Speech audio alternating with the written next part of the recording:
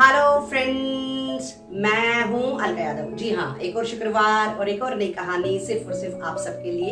और आज की कहानी का नाम है आपसी प्रेम। एक बार की बात है, एक बार एक बहुत ही अमीर सेठ जी था और वो सेठ जी अपने परिवार के साथ बहुत ही हंसी खुशी के साथ रह रहा था। एक दिन क्या हुआ कि सेठ जी को सपने में लक्ष्मी माता दिखाई दी और सपने में लक्ष्मी माता ने कहा कि मैं तुम्हारे अब यहाँ रुकने वाली नहीं हूँ, मैं रूठ चुकी हूँ, मैं तुम्हारे घर से यहाँ से जा रही हूँ।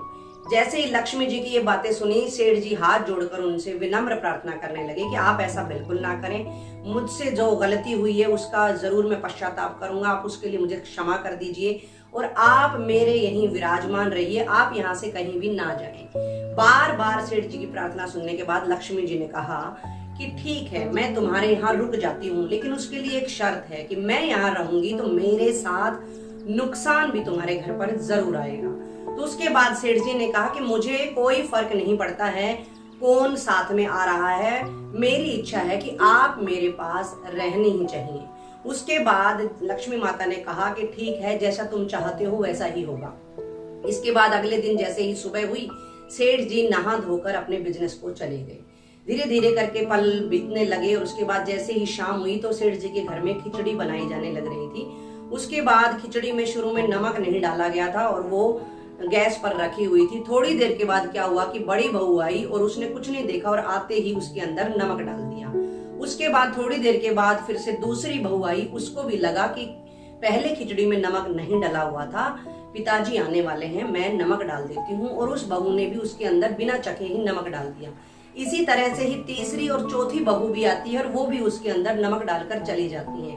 और अंत में उन बहुओं की सास यानी कि सेठ जी की पत्नी भी आती है और वो भी उसके अंदर नमक डालकर चली जाती है। इस तरह से चार बहुओं ने और उनकी सास ने उसके अंदर बहुत सारा नमक डाल दिया था। धीरे धीरे रात हो चुकी थी और अब सेठ जी आ चुके थे। सेठ जी के सामने खिचड़ी को परोसा गया और सेठ जी ने जैसे ही छोटा सा एक चम्मच मुंह में डाला, उनको समझ आ चुका था कि बहुत ही ज्यादा नमक इसमें डाला हुआ है। लेकिन जैसे ही उन्होंने नमक को चखा, उनको ये भी समझ आ चुका था कि हो ना हो मेरे घर में लक्ष्मी जी के साथ नुकसान भी आ चुका है।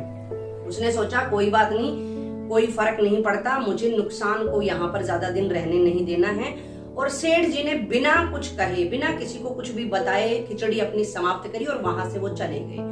उसके कुछ देर के बाद उनका बड़ा बेटा वहां पर आया और उसको भी वही खिचड़ी परोसी गई। जैसे ही उस बड़े बेटे ने भी एक चम्मच खिचड़ी की मुंह में डाली, उसको भी समझ आ चुका था कि बहुत ही ज्यादा आज नमक डाला जा चुका है। उसके बाद बड़े बेटे ने प्रश्न किया कि क्या पिताजी खाना खाकर जा चुके हैं?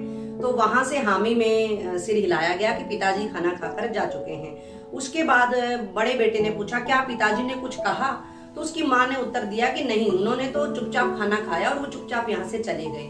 इसके बाद बड़ा बेटा मन ही मन में सोचने लगा कि खिचड़ी तो बहुत ही ज्यादा नमकदार है और ये तो पिताजी ने भी खाई है, जब पिताजी ने कुछ नहीं कहा है तो मुझे भी नहीं कहना चाहिए। और वो भी चुपचाप खिचड़ी खाता है और वहां से चला जाता है। इसी तरह से दूसरा, तीसरा, चौथा सब बेटे चुपचाप खिचड़ी खाते हैं और यही बातें मन में सोचते हुए अपने आराम से खाना खा लेते हैं। और उसके बाद जैसे ही रात होती है, सेठ जी सोने लगते हैं तो उनके सपने में अब नुकसान आता है और नुकसान कहता है कि सेठ जी मैं तो तुम्हारे यहाँ से जा रहा हूँ, मैं यहाँ बिल्कुल भी नहीं रुक सकता हूँ। सेठ जी के पूछने पर नुकसान ने बताया कि तुम लोग सारे मिलकर आधा किलो नमक खा चुके हो और इतनी बुरी खिचड़ी बनी हुई थी और किसी ने भी किसी को भी कुछ भी नहीं कहा है। तुम्हारे जो घर में इतना प्यार है, इतना प्रेम है, इतनी प्रीत है, वो मैंने आज तक कहीं नहीं देखी है। और जिस घर में इतना प्यार, इतनी प्रीत, प्यार, प्रेम, आपसी प्रेम, जहां इस घर में जिस भी घर में इतना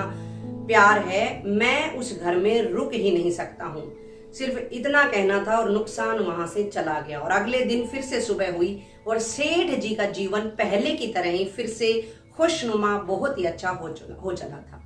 तो देखा बच्चों और दोस्तों, इस कहानी के माध्यम से मैं भी आपको यही कहना चाहती हूँ कि जहां पर भी आपसी प्रेम है, सद्भावना है, प्यार है, प्रीत है, प्रेम है, वहां पर नुकसान तो क्या, कोई भी बड़ी से बड़ी बुराई टिक ही नहीं सकती है।